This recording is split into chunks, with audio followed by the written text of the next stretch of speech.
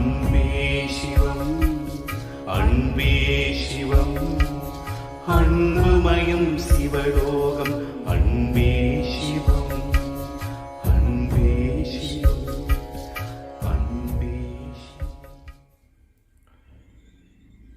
ஓம் நம பரமரிஷிப்யோம் நம பரமரிஷிப்யாம்.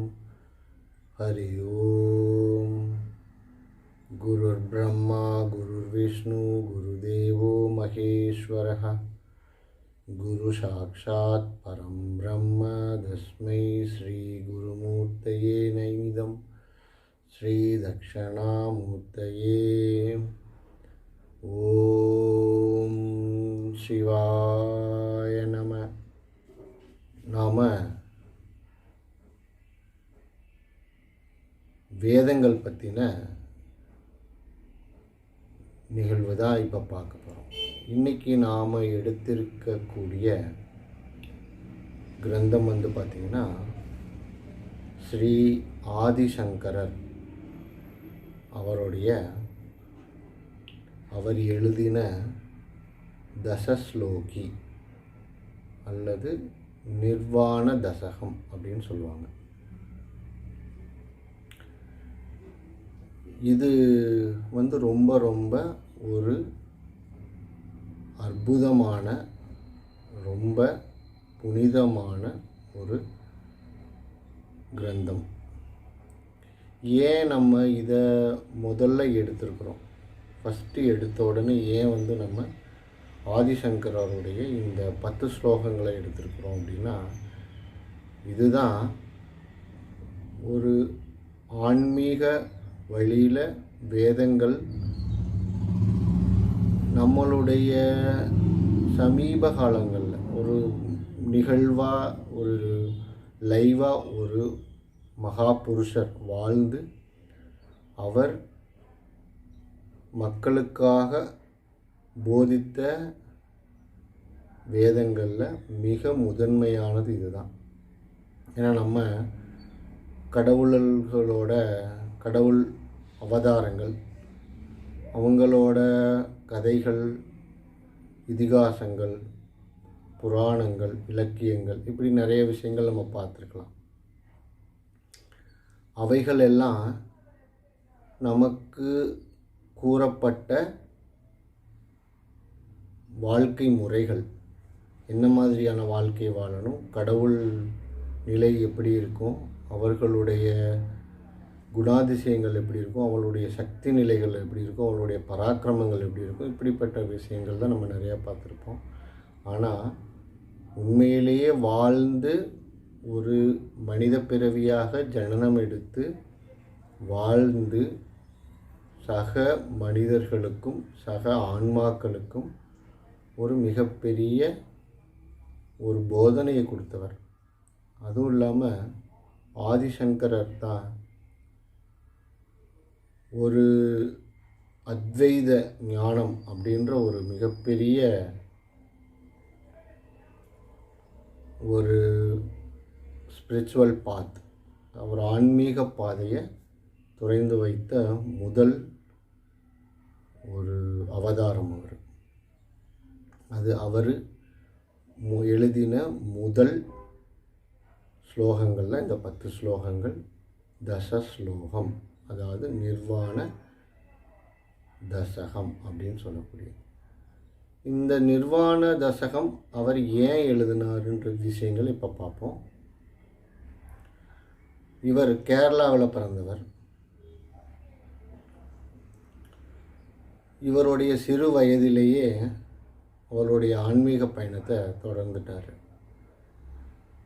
இந்த மாதிரி ஒரு சிறு வயதிலேயே ஆன்மீகத்தில் ஈடுபட்டு கடவுளை நோக்கிய பயணம், பக்தி மார்க்கத்தில் போகிறதுன்றது இது ஒரு அவதார புருஷர்களால தான் நடக்கும் அப்படின்றத உண்மை.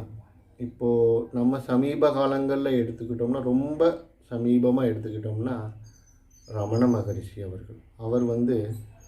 தன்னுடைய 16வது வயதில் மதுரையிலிருந்து கிளம்பி திருவண்ணாமலை அங்கேருந்து பல வருடங்கள் திருவண்ணாமலை காட்டில் மலையிலையும் அங்கேயும் இங்கேயும் சுற்றி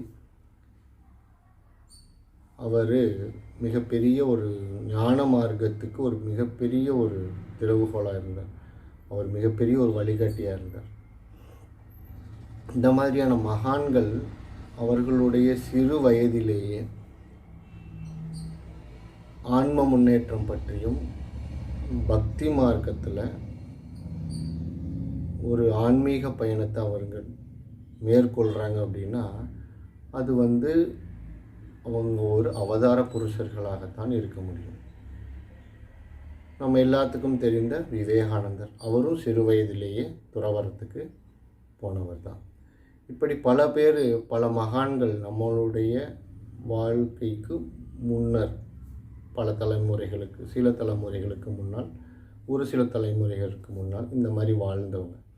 இந்த மாதிரியான மகான்கள் சொன்ன வழிகளை தான் நாம் இப்போ பின்பற்றிக்கிட்டு இருக்கிறோம்.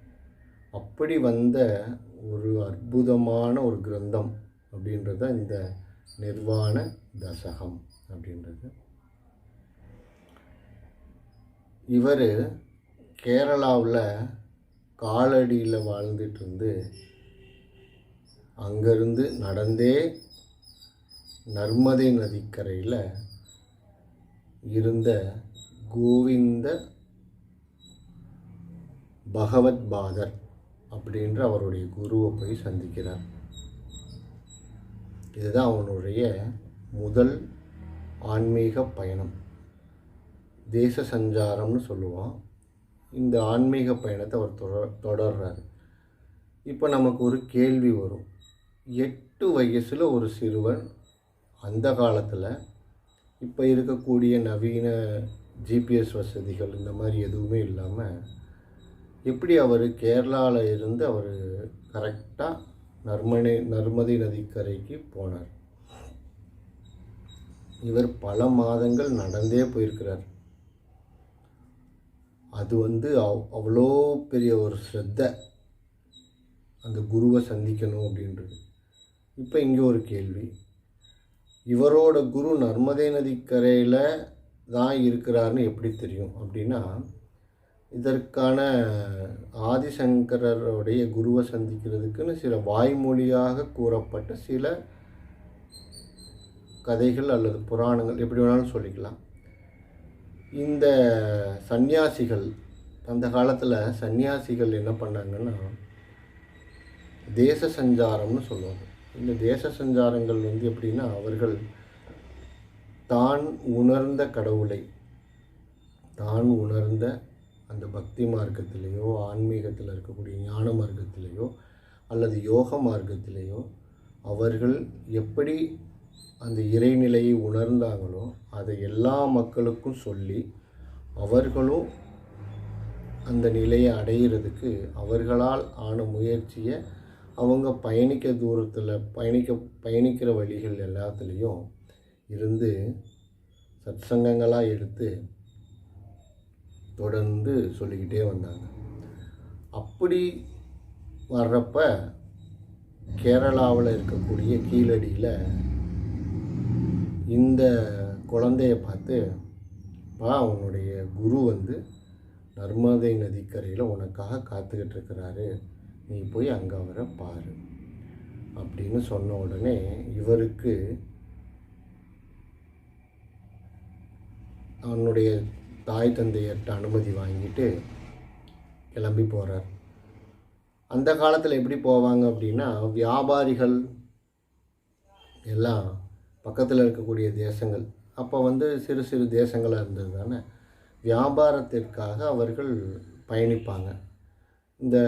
அந்த காலத்தில் மாட்டு வண்டி இல்லை குதிரை வண்டி இந்த மாதிரியான அவங்க கூடயே இவங்களும் போவாங்க.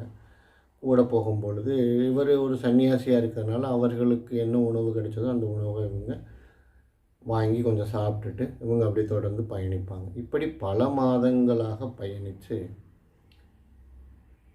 ஸ்ரீ கோவிந்த பகவத் பாதரை சந்திக்கிறார்.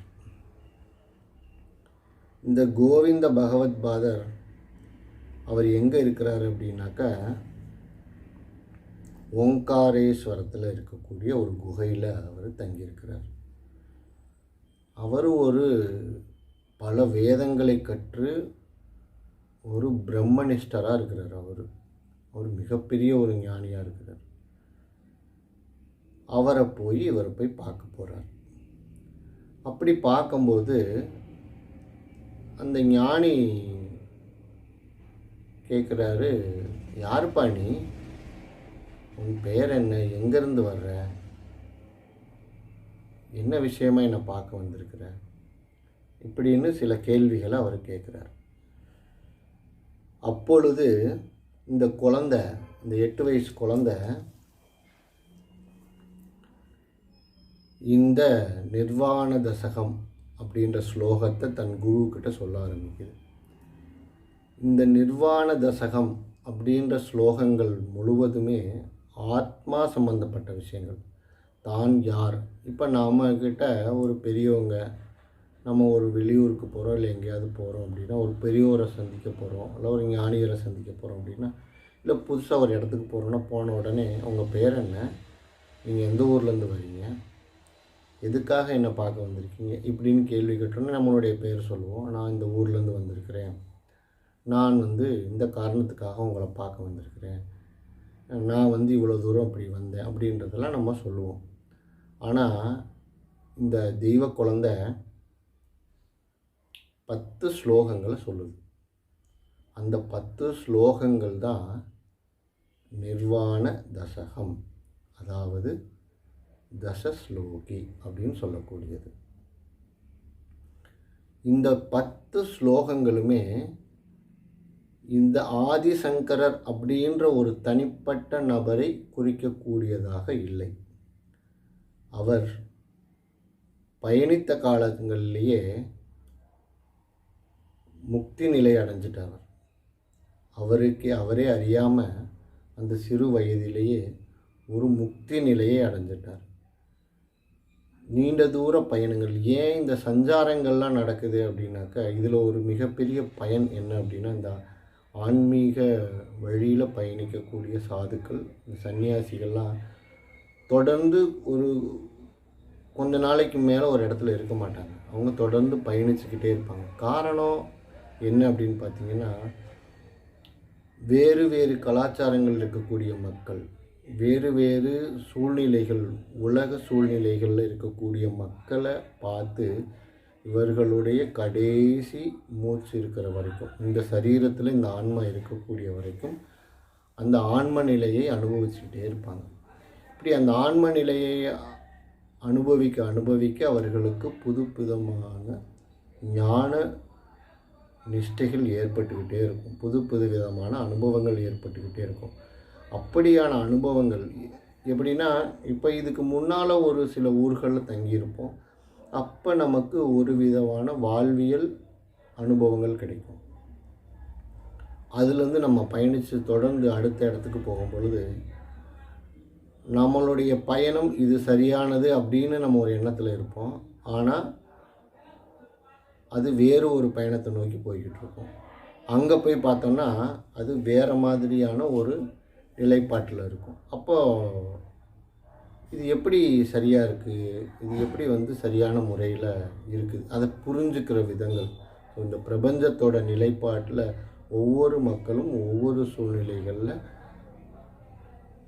எப்படி வாழ்கிறாங்க, அவர்களுக்கு இந்த ஆன்மீக போதங்களை எப்படி நம்மளால் அவர்களுக்குள் செலுத்த முடியும், அவர்கள் இந்த இறைநிலையை எப்படி உணர முடியும் அப்படின்றதுக்கான தேடல்கள் அவர்கள்ட்ட தொடர்ந்து இருக்கும். அப்படி ஏற்படும் பொழுது எது உண்மை, இதற்கு முன்னால் ஏற்பட்ட அனுபவம் உண்மையா, இல்லை இது உண்மையா, எது உண்மை அப்படின்னு அவர்களுக்குள்ள ஞான விசாரம் ஏற்பட ஆரம்பிக்கும். இது தொடர்ந்து நடந்து இந்த மாதிரி 1000 கேள்விகள், லட்சக்கணக்கான கேள்விகள் தனக்குள்ளேயே கேள்விகள் கேட்டு தனக்குள்ளேயே அதுக்குண்டான பதில்களை தொடர்ந்து அவர்கள் பண்ணி அதுக்கப்புறம் ஒரு முக்தி நிலையை அவர்கள் அடைகிறார்கள். அப்படி அடைகிற நிலை தான் ஞானம். அந்த ஞான நிலை இந்த ஆதிசங்கரர் குழந்தை நிலையிலேயே அவருடைய குருவை சந்திக்கும் முன்னரே அவருக்கு சித்தமாயிடுச்சு. அப்படி சித்தமானதுக்கப்புறம் அவர் சொன்ன ஸ்லோகங்கள் தான் இந்த 10 ஸ்லோகங்கள். நாம் இந்த 10 ஸ்லோகங்களை ஒவ்வொன்றா விரிவாக பார்க்கணும். இந்த 10 ஸ்லோகங்களை நார்மலாக பெரிய பெரிய மகா ஞானியர்கள் தான் இதுக்கான விளக்கங்கள் நிறைய கொடுத்துருக்குறாங்க. நாம் தொடர்ந்து நிறைய அதை பார்த்தோம் அப்படின்னாக்க அவர்கள் ரொம்ப ஒரு பக்தி நிலை தாண்டி ஆன்ம நிலைன்ற நிலையை தாண்டி ஒரு உயர்நிலையில் அவர்களுடைய உபதேசங்கள்லாம் இருக்கும். இந்த எளியோன் என்னால் முடிஞ்ச வரைக்கும் மிக எளிமையாக எல்லோருக்கும் புரிகிற மாதிரி, அதாவது ஒரு சாதாரண ஒரு நிலையில் இருக்கிறவங்க இதை கேட்டாங்கன்னா, இந்த தெய்வ பிறவியான ஆதிசங்கரர் எப்படி தன்னுடைய குருக்கிட்ட அறிமுகப்படுத்துகிறார் அப்படின்ற விதத்தின் மூலமாக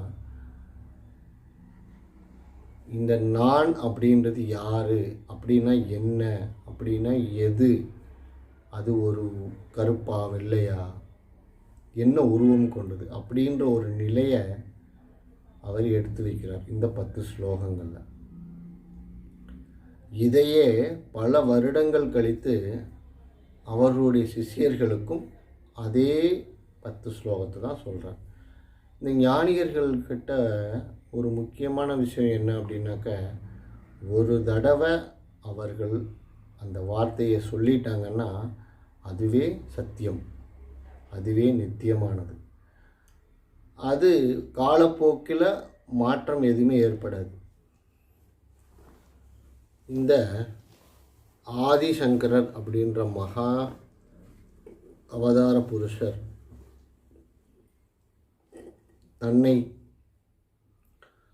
அறிமுகப்படுத்துகிற நிலையிலேயே அவர் ஒரு மிகப்பெரிய ஞானியர் அப்படின்றத ஞானியாயிட்டார்.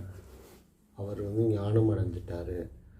அவர் நல்ல ஒரு ஆன்ம முன்னேற்றம் அடைஞ்சிருக்கிறாருன்னு அவரோட குருவான கோவிந்த பகவத்பாதருக்கு தெரியுது. அதுக்கப்புறம் நிறைய அவருக்கு உபதேசம் செஞ்சு அவருக்கு இதை பற்றின முழு அறிவையும் அனுபவங்களையும் கொடுத்து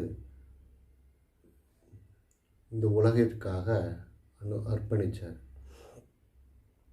அப்படிப்பட்ட ஒரு அவதார புருஷரான ஆதிசங்கரர் எழுதின இந்த நிர்வாண தசகம் அப்படின்ற இந்த ஒரு அரிய பொக்கிஷத்தை இந்த ஜனனத்தில் இந்த அடியேன் பேசுகிறதுக்கு கிடைச்ச பாக்கியம் இறைவனுடைய மிகப்பெரிய கருணை.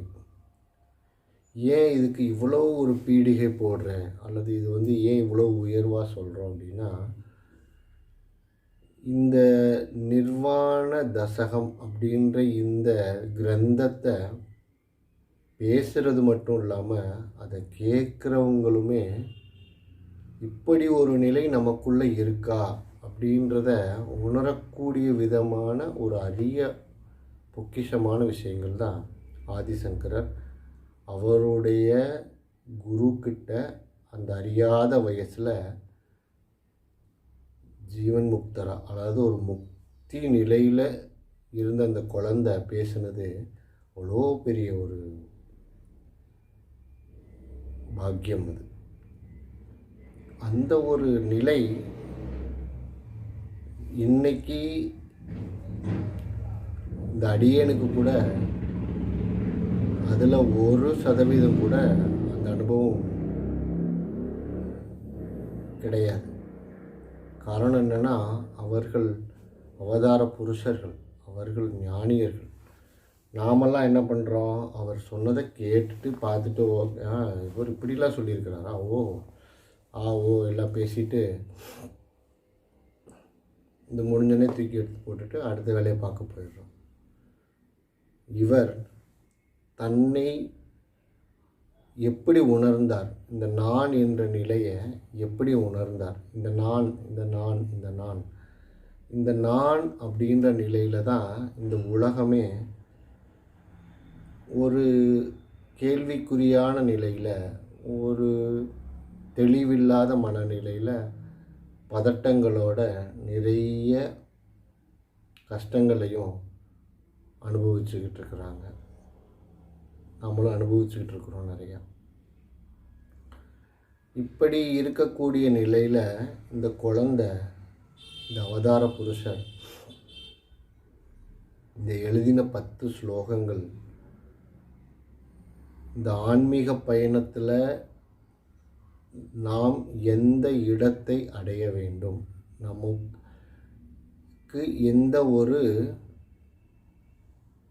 கோல் அப்படின்னு ஒன்று வேணும் இல்லையா. நம்ம ஒரு பயணம் நோக்கி போகிறோன்னா அந்த பயணத்துக்கான அர்த்தம் என்ன, அந்த பயணம் எதை நோக்கியதாக இருக்குது, அது பயணத்தின் அதை முடிவுன்னு சொல்ல முடியும். இந்த ஆன்மீக பயணத்தை வரைக்கும் இதை முடிவுன்னு எந்த இடத்துலையுமே சொல்ல முடியாது. காரணம், இந்த ஆன்மீக பயணம்ன்றது பிரபஞ்சத்தை போல முடிவில்லாதது. அதனால் அந்த நிலைக்கு தன்னை உணர்றது, அதாவது இந்த உபதேசங்கள் எல்லாமே முதல்ல தெரிஞ்சுக்கிறது. இந்த விஷயங்கள்லாம் என்ன அப்படின்னு நம்ம தெரிஞ்சுக்கிறது. ஃபஸ்ட்டு ஒரு விஷயத்தை நம்ம தெரிஞ்சுக்கிறோம். சொல்லக்கூடிய விஷயங்கள் என்னன்றதை தெரிஞ்சுக்கிட்டு அதை தெளிவுபடுத்துறதுக்காக திரும்ப திரும்ப கேட்குறோம். அது ஒரு அளவுக்கு நமக்கு தெளிவானதுக்கப்புறம் அதை புரிஞ்சுக்கிறதுக்கு முற்படுறோம். அந்த புரிஞ்சுக்கிறதுக்கு முற்படும் போது நிறைய கேள்விகள் வரும். அதுக்கு உண்டான டவுட்ஸ் நிறைய வரும். அந்த கேள்விகளுக்கு உண்டான விடையை தேடி தேடி தேடி அதனுடைய விடையை நாம் உணர்கிறோம். இங்கே தான் மக்களின் நிறைய பேர்த்தோட நிலைப்பாடுகள் மாறத் தொடங்குது. தான் உணர்ந்த அந்த பதில் சரியானதா அப்படின்னு தெரிஞ்சுக்கிறதுக்கு அங்கே ஒரு குரு தேவைப்படுறார். ஏன் அந்த குருவுக்கு மட்டும் அந்த விடை தெரியுமா அப்படின்னா, அவர் முற்றும் உணர்ந்தவராக இருக்க வேண்டும். அப்படி ஒரு குரு. நிறைய உபதேசங்களை கேட்டோம், பெரிய ஞானியர்களோட சந்திப்பை கேட்டோம், பார்த்தோம், அவர்களோடு இருந்தோம், அவர்கள் சொல்லக்கூடிய அறிவுரைகளை அப்படியே கேட்டு நடந்தோம், அதை முழுமையாக தன்னுள் எடுத்துக்கொண்டு அதன்படியே வாழக்கூடிய ஒரு மகான்கள், அவர்கள்தான் குரு. அந்த குரு சொல்லக்கூடிய உபதேசங்களில் தான் நிறைய விஷயங்கள் நாம் உணர்ந்தது சரியா, அப்படி தவறுனா எந்த மாதிரியான ஒரு மனநிலையில், மனோமண்டலத்தில் நாம் எந்த மாதிரியான சிந்தனைகளை முன்னெடுத்து சென்று அதற்கு வேறு வழியான பதில்களை தேடணும். இப்படி பல விஷயங்கள் குரு மூலியமாக உபதேசம் கிடைக்கும். அப்படி அந்த குரு மூலியமாக கிடைக்கக்கூடிய உபதேசத்தை வச்சுட்டு அதை நம்ம புரிஞ்சுக்கிறதுக்கு முற்படுறோம். புரிஞ்சதுக்கப்புறமா அதை நாம் உணரணும். இந்த புரிதல் ஏற்படுற வரைக்கும் குருவோட துணை தேவைப்படும். அதற்கப்புறமா அதை உணர்தல் அப்படின்னு ஒன்று இருக்குது பார்த்தீங்களா. அந்த உணர்தல்ன்றது ஒவ்வொரு சரீரம், இந்த ஒவ்வொரு சரீரத்துக்கும் உள்ள இறைநிலையான அந்த ஆத்மா அதை உணரணும், அதுவாக உணரணும். அது உள்ளூர அது deep and deep and deep and deep அப்படி உள்ளார்ந்து போய் அதை உணரணும். அந்த உணர்தல் ஏற்படும் பொழுது தான் அந்த சாதனை என்பது, அந்த சாதனாஸ் அப்படின்னு சொல்கிறோம் இல்லைங்களா, அது முழுமை பெறுது. முற்று பெறுதுன்னு சொல்ல முடியாது, அது முழுமை பெறுது. அந்த முழுமை பெறும் பொழுது தான் அந்த ஞான நிலை அப்படின்ற ஒரு நிலை நமக்கு உணர்கிறோம். நம்ம அதையுமே உணர்தல் தான். அதுக்கு எதுக்கு ஒரு டெஃபினேஷன் ஆர் ஷேப் இப்படி சொல்லவே முடியாது. இந்த ஞானத்தை உணர்தல், இந்த ஞானம் பெறுதல் அல்லது முக்தி அடைதல் அப்படின்ற நிலையில் ஒவ்வொரு ஆன்ம நிலைக்கும், ஒவ்வொரு உயிரினத்திற்கும், ஒவ்வொரு மனிதர்களுக்கும் அவர்கள் அடைந்த விதங்கள் ஒரே மாதிரி இருக்கவே இருக்காது. இப்போ ஒருத்தர் இருக்கிறாரு, ஒரு ஞானியர், இவர் இந்த வழியில் பயணித்து அந்த ஞானத்தை அடைஞ்சார் அப்படின்னா, அந்த வழியில் நாமளும் பயணித்தா அதே மாதிரி நம்மளால் அடைய முடியுமான்னா அப்படி முடியாது. எப்படி மனிதர்களுடைய கைரேகை ஒருவருக்கு ஒருவர் வித்தியாசமாக இருக்குதோ, அதே மாதிரி ஒரே குருக்கிட்ட நூற்றுக்கணக்கான பேர்கள் படிச்சிருப்பாங்க. ஒரே வார்த்தை தான்.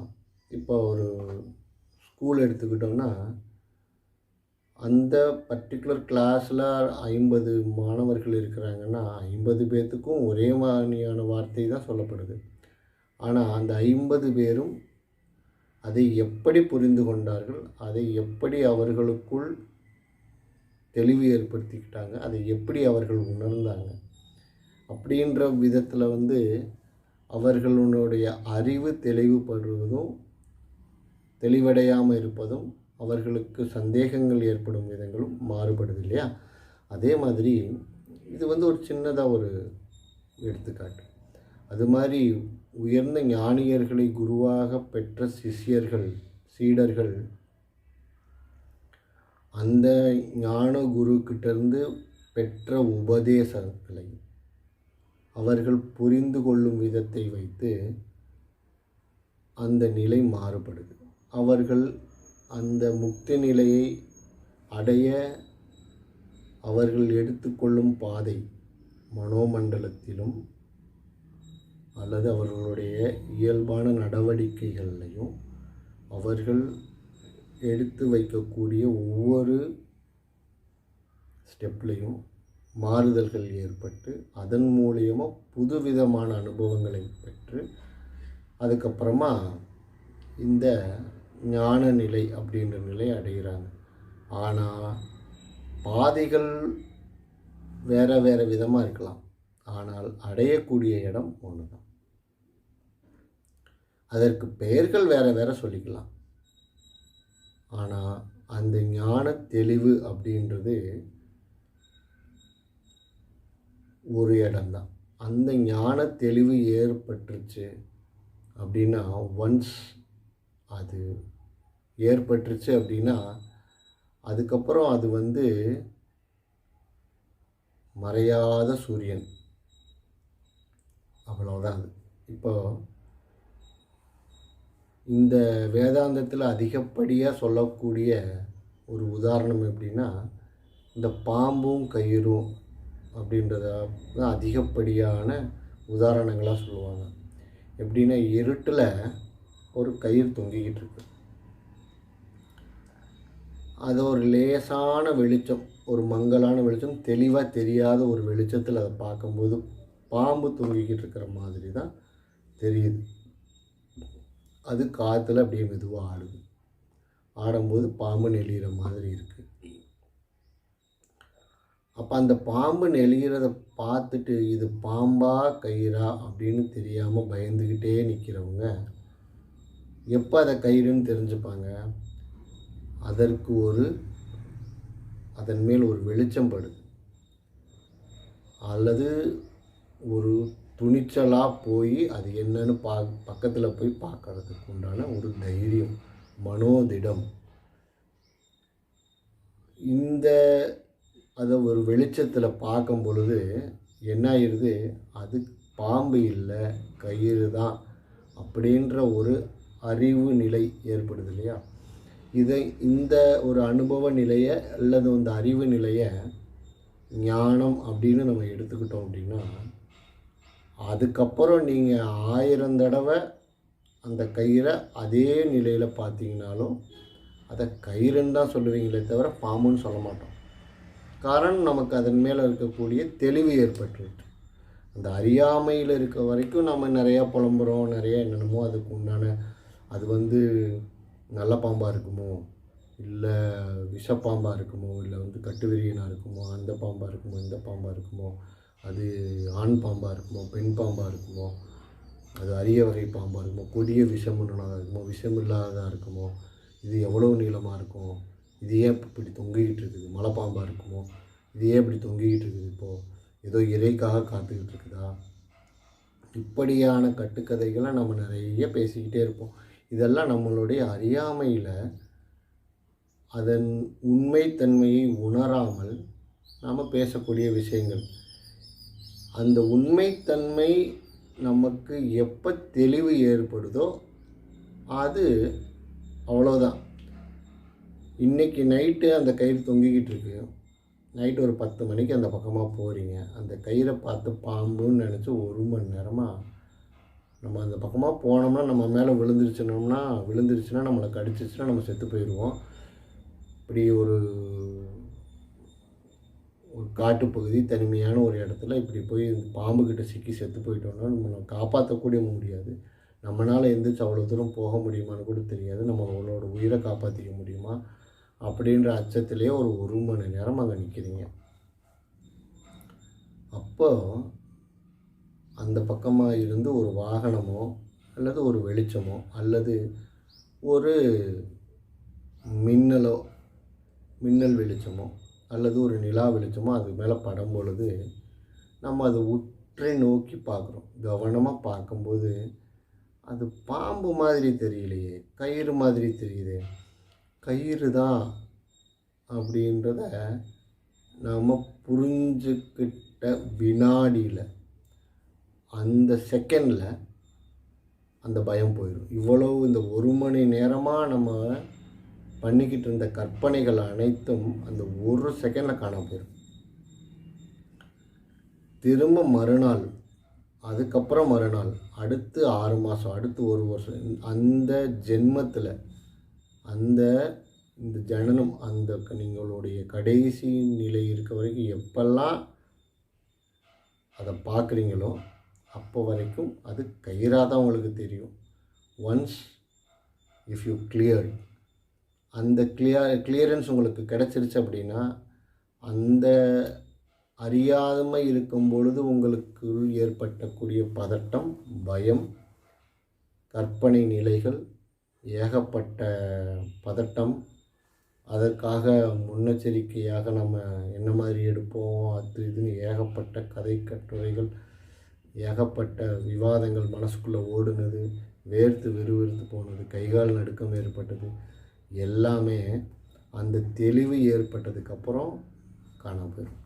அது மாதிரி தான் இந்த ஞானம் அடைதல் அப்படின்ற ஒரு நிலையும். இந்த நிலை ஒரு தடவை ஏற்பட்டதுன்னா ஏற்பட்டது தான். திரும்ப திரும்ப அப்படி ஒரு நிலை நமக்கு வரவே வராது. நீங்கள் வேணான்னு சொன்னாலும் உதிச்சது தான். அனுபவத்தை உணர்ந்தது தான். அதை நீங்கள் என்ன பண்ணாலும் மாற்ற முடியாது. காரணம், அந்த அறியாமையை பற்றின ஒரு தெளிவு உங்களுக்கு ஏற்பட்டுருது.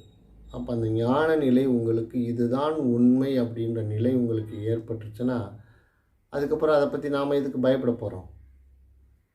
அது கயிறு தான் தொங்கிக்கிட்டு இருக்கு, அப்படியே போய்கிட்டே இருப்போம். போயிட்டு இருக்கும்போது கயிறு தொங்குது, ஓகே அப்படின்னு நம்ம போயிட்டே இருப்போம். அடுத்து வரும்போது அதுதான் ஞானம்.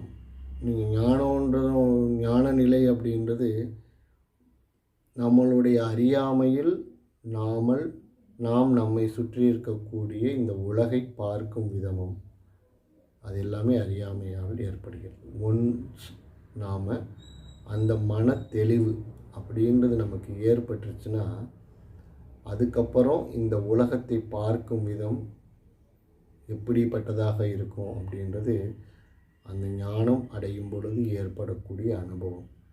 அப்போ அந்த ஞானம் அப்படின்றது ஏற்படக்கூடியது. இப்போ நான் இந்த கதையில், பாம்பு கயிறு கதையில் நான் சொன்னது ஒரு மணி நேரம். இதை 1 மணி நேரமாகவும் நீங்கள் வச்சுக்கலாம், இல்லை 5 நிமிஷமாகவும் வச்சுக்கலாம், இல்லை 4 மணி நேரமாகவும் வச்சுக்கலாம், இல்லை ஒரு நாள் இரவு பூரா அங்கேயே நின்று வேடிக்கை பார்த்துட்டு இருந்துட்டு பயந்துக்கிட்டே இருந்துட்டு காலையில் விடிஞ்சதுக்கப்புறம் எழுந்திரிச்சு பார்த்தோம்னா ஒரு 10 மணி நேரமாக இங்கேயே நின்றுக்கிட்டு இருந்தோம், மேலே கயிறு தான் தொங்கிட்டு இருக்கு, வெளிச்சத்தில் பார்க்கும்போது தான் நமக்கு தெரியுது. அப்படியும் இருக்கிறோம். இவைகள் எல்லாமே ஒன்று அந்த சந்தர்ப்பங்கள், அந்த வெளிச்சம், அந்த நிலை, அந்த வெளிச்சம் நம்மளுடைய வாழ்வில் எப்போ நிகழுது, அதற்காக நாம் என்ன பிராயச்சித்தம் பண்ணோம், நாம் என்ன முயற்சி செய்தோம் அப்படின்ற ஒரு நிலை. இன்னொன்று அந்த நிகழ்வு நடக்கிற நிலை. இந்த ரெண்டும் சேர்ந்து நடக்கும் பொழுது தான் அந்த தெளிவு ஏற்படுது. அதே மாதிரி இந்த ஆத்ம அனுபவம், இந்த ஆன்ம அனுபவம் ஏற்படுவதற்கு நாம் எவ்வளோ ஸ்ரத்தையோட, உண்மையான முயற்சியோட அதை நாம் எடுக்கிற முயற்சியும், அந்த கடவுளோட அனுகிரகம் அப்படின்றத சொல்கிறது. இந்த கடவுள் அனுகிரகம் இதை பற்றின இந்த வார்த்தையை பற்றின விளக்கம் மிகப்பெரியது.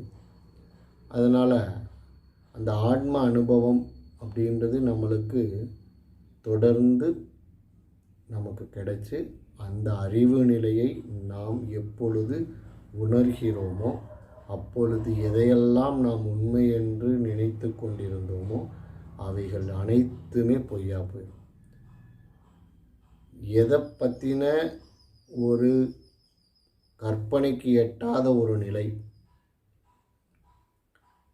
இது இப்படி தான் இருக்குமோ அப்படின்னு சொல்கிறோம் இல்லைங்களா, அப்படி ஒரு நிலை ஏற்பட்ட உடனே எல்லாமே மாறிடும். நம்ம ஒரு இயல்பாக ஒரு சாதாரணமாக இந்த ஞானம் அடைவதற்கு முன்னால் ஒரு நிகழ்வை நம்ம பார்த்ததுக்கும், அந்த அனுபவத்தை, அந்த ஞான அனுபவத்தை நம்ம அடைஞ்சதுக்கப்புறம் அதே நிகழ்வு, அதே மாதிரியான நிகழ்வை நாம் பார்ப்பதற்கும் சம்பந்தமே இருக்காது. ஆனால் ஒரு முறை இந்த ஞான நிலை என்பது ஏற்பட்டுவிட்டால் இந்த ஜென்மத்தில் நடந்தது தான். இல்லை எனக்கு வேணாம், நான் திரும்ப அந்த பழைய நிலைக்கு போகிறேன் அப்படின்னா அது நடக்கவே நடக்காது. அது நடந்தது தான். அந்த மாதிரி இந்த தெய்வ குழந்தையான ஆதிசங்கரர் தன்னுடைய 8 வயசில் தன்னுடைய குரு, ஒரு மிகப்பெரிய மகா ஞானி, பிரம்மனிஷ்டர், அனைத்து வேதங்களையும் படித்து தெரிந்து புரிந்து தெளிந்து உணர்ந்த ஒரு மிகப்பெரிய ஞானி, அப்படி ஒரு தவனிஷ்டர் அவர், அப்படி ஒரு மிகப்பெரிய ஞானி. அந்த ஞானி கோவிந்த பகவத் பாதர் இந்த குழந்தைய பார்த்து, யார்ப்பா நீ, உன் பேர் என்ன, நீ எங்கேருந்து வந்திருக்க அப்படின்னு சொல்லி கேட்குறார். அப்படி கேட்டோடனே இந்த ஞான குழந்தை தன்னை பற்றி சொல்ல ஆரம்பிக்குது. இப்போ இந்த முதல் ஸ்லோகம், இந்த நிர்வாண தசகம் அல்லது இந்த தசஸ்லோகி அப்படின்ற முதல் ஸ்லோகத்தை இப்போ சொல்லி நம்ம இந்த காணொளியை நிறைவு செய்வோம். அதற்குண்டான விளக்கங்களை அடுத்த காணொளியில் நம்ம பார்க்கலாம். ந பூமிர் ந தோயம் ந தேஜோ ந வாயு நகம் நேத்ரியம் வான தேசாம் சமூக அநேகாந்திகத்வ சுசுப்தேகத்வ ததேகோ வசிஷ்ட சிவக்கேவலோகம். இந்த முதல் கிரந்தம் பற்றின விளக்கம் நாம் அடுத்த காணொளியில் பார்க்கலாம். ஓம் சிவாய நம.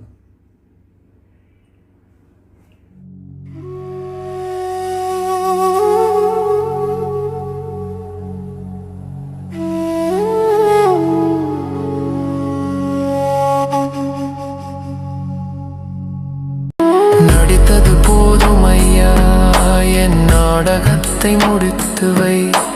பிடித்தது போதும் ஐயா, என் மூச்சினை அடக்கி வை.